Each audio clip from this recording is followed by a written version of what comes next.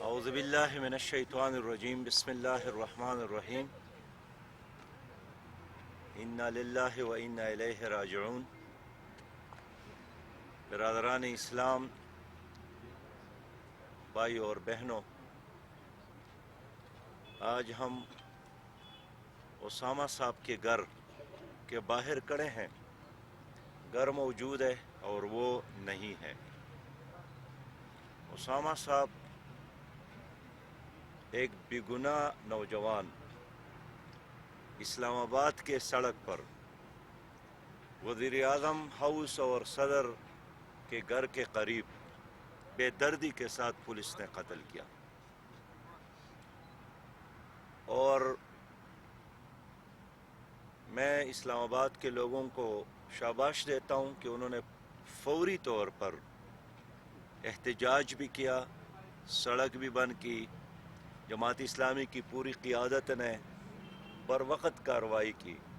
لاش کو بھی اٹھایا اور احتجاج کا راستہ بھی اپنایا۔ اور آج ہم ان کے والد صاحب سے ملے ہیں۔ جو انکوائری رپورٹ آئی ہے، اس انکوائری رپورٹ میں 100% پولیس نے ظلم کیا ہے اور گاڑی کو گیر کر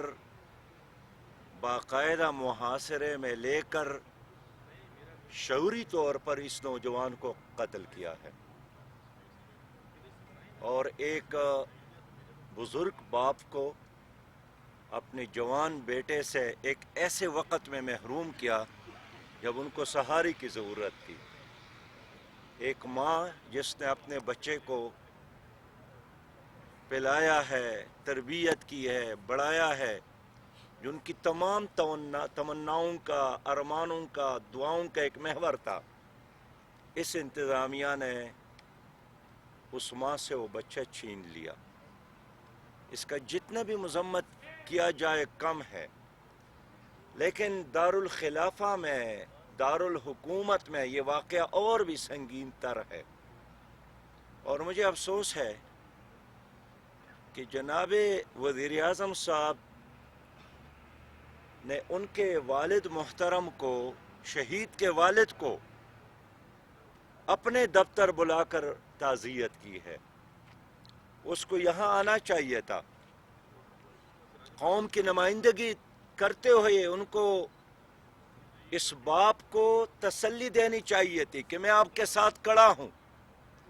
لیکن وزیر اعظم صاحب اپنی تکبر اور غرور کے حصار سے باہر نہیں نکلے، اور اس وقت پورے ملک میں امن و امان کی صورتحال بہت خراب ہے۔ کوئٹہ میں قتل عام ہوا ہے، پشاور میں، کراچی میں، قصور میں، ملتان میں، ہر جگہ جہاں بھی آپ خبر لینے کی کوشش کریں گے، روز کے خبریں ہیں کہ بچے اٹھائے جاتے ہیں، قتل کیے جاتے ہیں، جلائے جاتے ہیں، نوجوانوں کو اٹھایا جاتا ہے، پھر ان کی لاش بھی نہیں ملتی۔ اور پی ٹی آئی کی حکومت نے جس تبدیلی کا نعرہ لے کر ملک پر یہ پارٹی مسلط ہو گئی ہے، 950 دنوں میں انہوں نے ملک کو نیا تو نہیں بنایا، لیکن نئے نئے قبرستان پی ٹی آئی نے آباد کیے، لوگوں کو رلایا، لوگوں کے لیے زندگی اجیرن بنا دی، لوگوں کے لیے سانس لینا مشکل ہو گیا ہے۔ ایک کاروبار نے ترقی کی ہے اور وہ کفن کا کاروبار ہے، اس لیے کہ اور اس پر بھی حکومت نے 17% ٹیکس لگائی ہے۔ تو ہم حکومت سے مطالبہ کرتے ہیں کہ اپنی ناکامی کا اعتراف کرو اور یہ اچھی بات ہے کہ آج کے سٹیٹمنٹ میں جناب عمران خان نے اپنی ناکامی کا اعتراف کیا اور اپنے وزراء کے بارے میں کہا ہے کہ لوگ آپ سے مطمئن نہیں ہیں، آپ کی کارکردگی اچھی نہیں ہے۔ تو اگر ٹیم کی کارکردگی اچھی نہیں ہے اس لیے کہ کپتان کی کارکردگی اچھی نہیں ہے، خود اعتراف کرتے ہیں کہ تیاری کے بغیر ہم آئے تھے، خود اعتراف کرتے ہیں کہ 1 سال تک تو ہمیں پتہ ہی نہیں تھا کہ ہمیں کس طرف جانا ہے، خود اعتراف کرتے ہیں کہ پراپر تیاری کے بغیر ہمیں حکومت دی گئی، لیکن اس نے 22 کروڑ عوام کا بیڑا غرق کر دیا، معیشت کا بیڑا غرق کر دیا، امن و امان کا بیڑا غرق کر دیا، مہنگائی اور بے روزگاری میں اضافہ کیا، نوجوانوں کو مایوس کیا، خواتین کو مایوس کیا، اور اب بھی اس حکومت کے سامنے کوئی منزل نہیں ہے،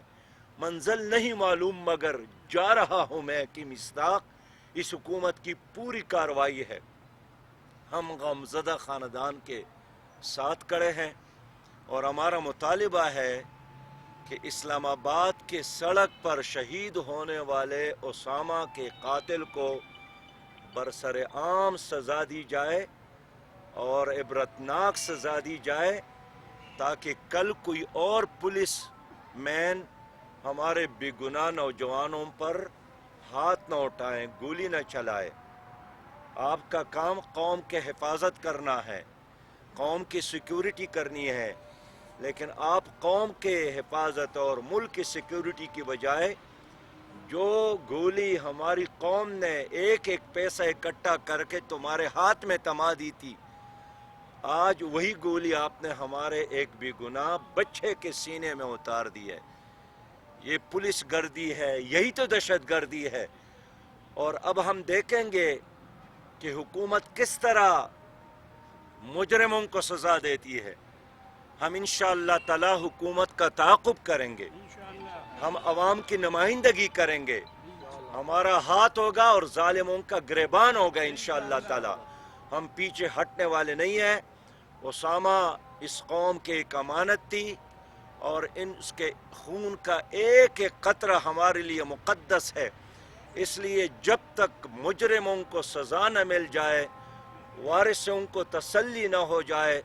ہم اس وقت تک انشاءاللہ تعالی اپنی اس مہم کو جاری رکھیں گے۔ صاحب یہ فرما دیجیے گا، جیسا آپ نے فرمایا کہ وزیر اعظم نے ملک کی اور اداروں کی تباہی کی ہے، اور مزید اس حکومت کو آپ کتنا وقت دینا چاہ رہے ہیں اور آپ اسلام آباد کی طرف لانگ مارچ کا سوچ رہے ہیں؟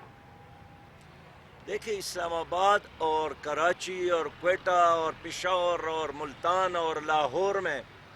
ایک ہی طرح کی صورتحال ہے، پورے ملک میں آگ لگی ہے، بد امنی بھی ہے اور بے روزگاری بھی ہے۔ جماعت اسلامی نے اس حکومت کے غلط پالیسیوں کے خلاف، مہنگائی اور بے روزگاری کے خلاف، اس کے ظلم اور جبر کے خلاف تحریک شروع کی ہے، اور انشاءاللہ تعالی لانگ مارچ کا فیصلہ ہم اپنے وقت پر کریں گے، لیکن ہمارا آئندہ جلسہ سرگودا میں ہو رہا ہے۔ بہت شکریہ۔ السلام علیکم۔